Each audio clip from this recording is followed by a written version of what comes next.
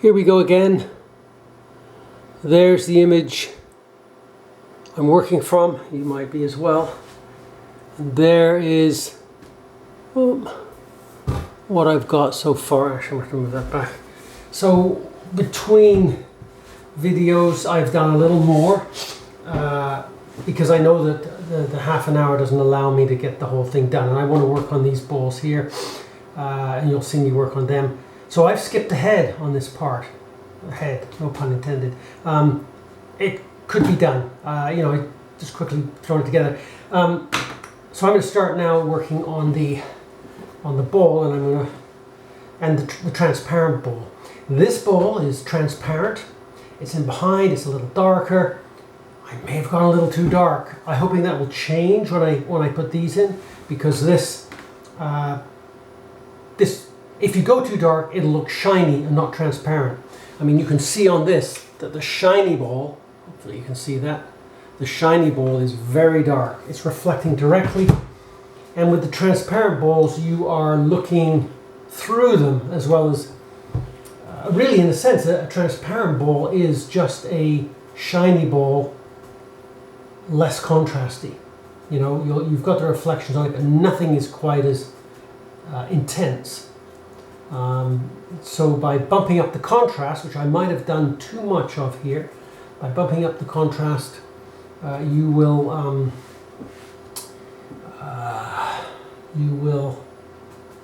make it look shiny and not. I'm gonna have to, in this kind of business, there's just softening edges is really important. Too much. Too much water and too much. So I'm going to put my next tone over everything that I have to take these glasses off. Everything that I want to bump up to the next level of tone. It's quite light in here. Of course, you can't see what I'm working from, but sorry about that.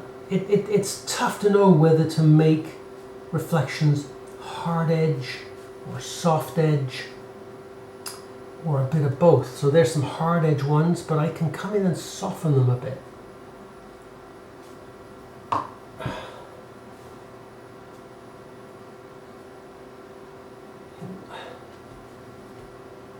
Area of reflection here is also something.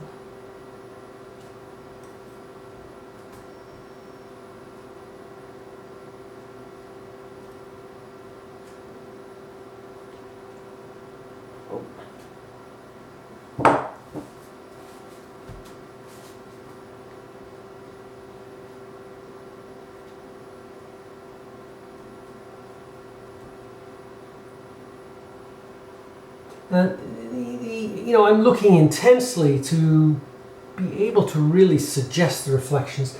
It's not essential that I absolutely get them exactly. I want to just kind of suggest them. And this is, in a way, it's like when you're doing a landscape. You want a degree of fidelity to what you're seeing if you want your viewer to recognize it. Oh, there's Mount Albert Edward. But it doesn't matter if things are exact. Very different than doing, the face, for example. I mean, the tiniest of discrepancies, eyes just slightly closer together.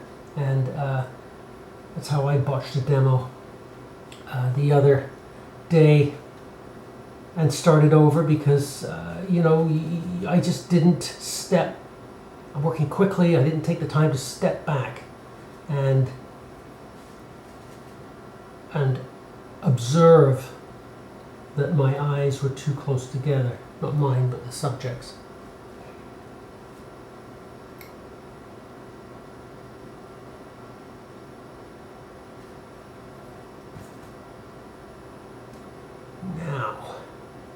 Now this is interesting in here. It gets really dark in here, but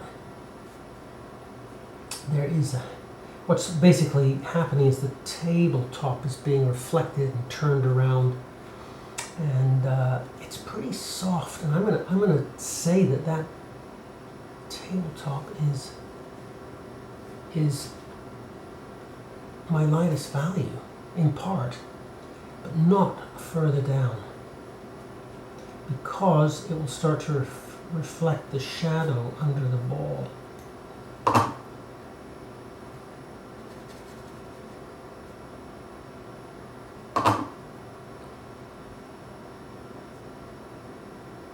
Now I can always darken it up a bit more.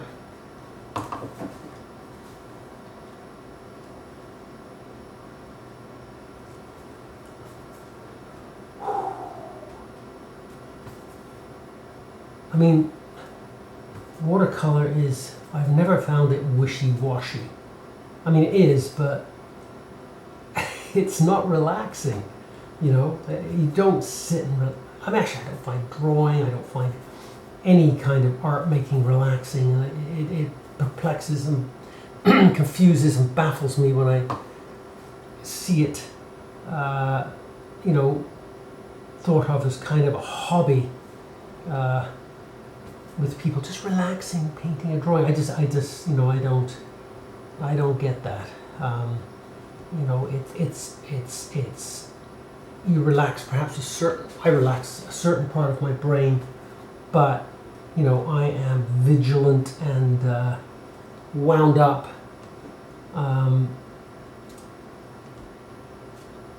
up like a what? A top, I don't know. I mean, I just, the whole time I'm doing it, I feel like I'm going to unravel. It's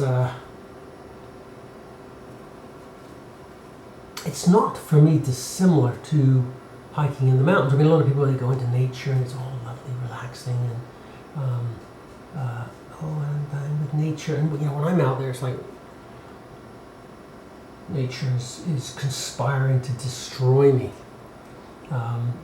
You know, I don't think that's unhealthy in the mountains, you know, because, you know, you literally might be smitten. And for me, that's part of the appeal, is this sense of danger, you know, dangerous watercolor, dangerous mountaineering, this anxiety-based art always worked for me on the job, you know, trying to get ready for an exhibition.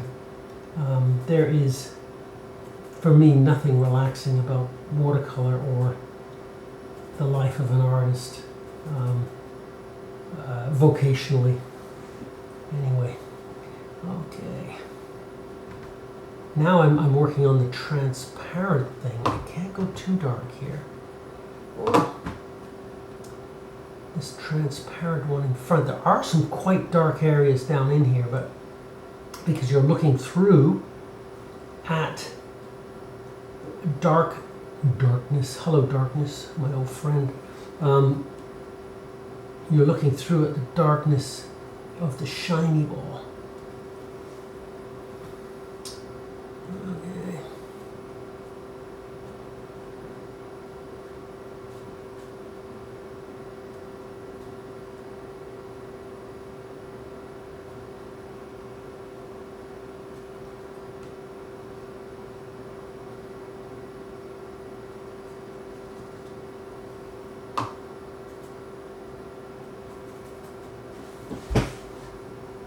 Yeah, we're still recording. I'll just do one pass on the transparent ball because it will be pretty much almost done. But I will try and finish the shiny ball.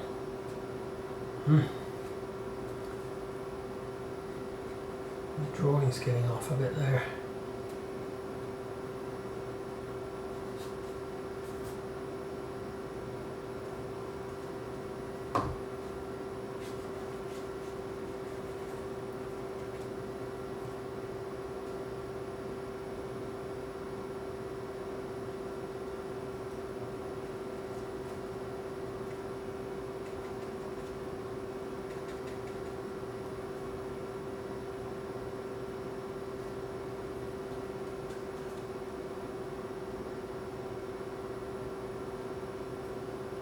Go a little lighter. You know, rather than going with strictly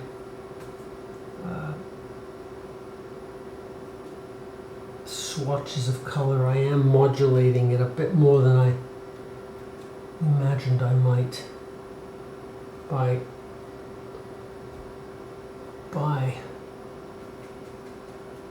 using the wet loaded brush to soften edges. So the shadow in here of the shiny ball in behind, and that is the transparent ball showing through.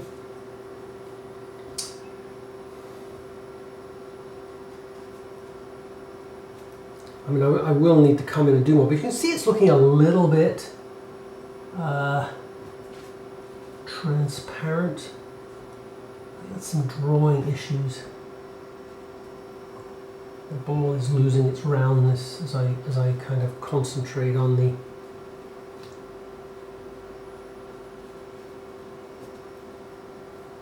reflections.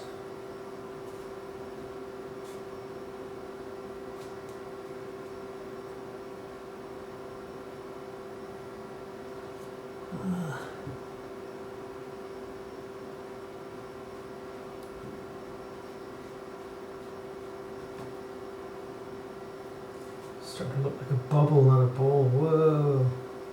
I should have been more meticulous about that. Let's see from a distance here. We're off a little bit.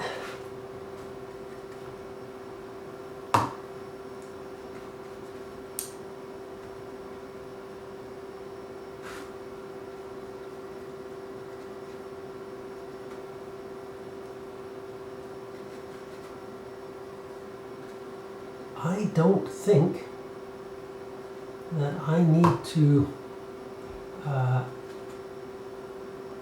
go much further with this, although I just need a little bit of dark in there, and that'll be, in a sense, my third wash.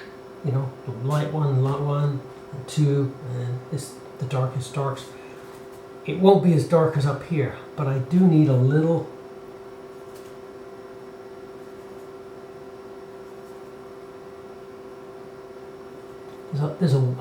notice here's a little light area in here, and I can use a knife to scratch that out. I started to demonstrate that on the glints in the eyes on the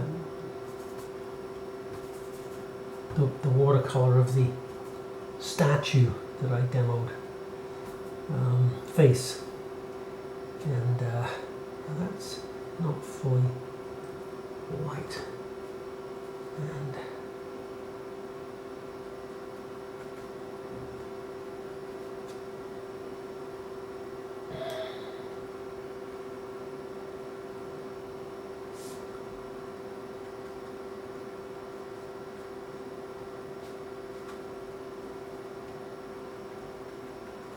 that'll do. That'll do for that for now. There's something in here.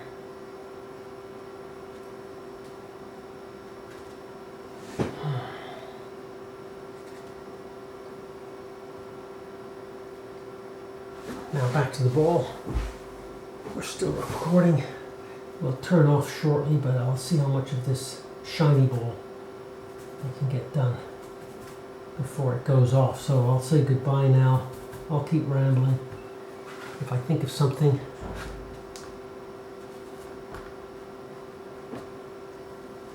something I did over here is I worked my darks in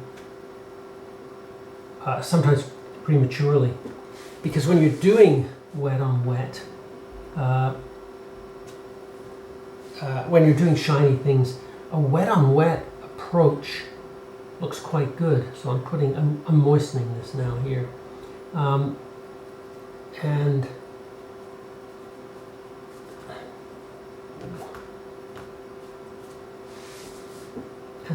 so sometimes I really feel, and you will probably at some point feel the urge to forge ahead with your darks prematurely. and I'm going to neither recommend nor disrecommend that, but it is something you'll get a feel for the more you paint watercolor. I'd probably recommend forging ahead less on your first attempt at doing something shiny, which will be in class, of course. But all of this stuff, you know, should be practiced at home, over and over and over, you know, to develop your chops as a watercolor painter. You need to put in thousands of hours to get really, really good at it, in my opinion. People are a little luckier.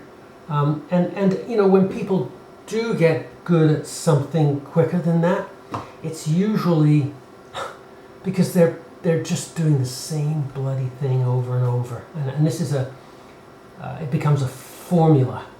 And this is a